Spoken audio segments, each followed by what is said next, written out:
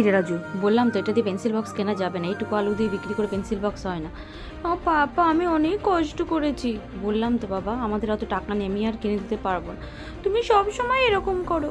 আমি এত পরিশ্রম করে আলুগুলো কুড়ালাম। কেন বুঝিস না বাবা, টাকা কম আছে, সামনের মাসে দেব, ঠিক আছে? যাও, আমি তোমার সাথে কথাই বলবো না। উফ, এই ছেলেটাকে বোঝানো খুব মুশকিল। একটা কথা শোনো না, এইটুকু আলু বিক্রি করে কয় টাকায় বা পাবো? এ মাসে একদমই টাকা নেই, কেমন করে পেন্সিল বক্সটা কিনবো? পরের মাসে দিলেই তো হয়। ইস, অভাবে সংসার আর বাচ্চার এত জেদ আর ভালো লাগে না। কি করে যে ছেলেটা জেদ মেটায়। আর গরিবের ঘরে এইগুলো অশান্তি আর ভালো লাগে না দিন দিন। কোথায় গেল? এখন তার রাগ ভাঙাতে হবে। রাজু, এই রাজু, কোথায় গেলি? বলছি তো সামনের মাসে কিনে দেবো, একটু বোঝার চেষ্টা কর। কেন বুঝিস না? আমাদের তো কেউ সাবস্ক্রাইব লাইকও করে না। না, আমি কথাই বলবো না কারোর সাথে, আমি চলেই যাব। আমার একটা কেউ পেন্সিল বক্স কিনে দেয় না।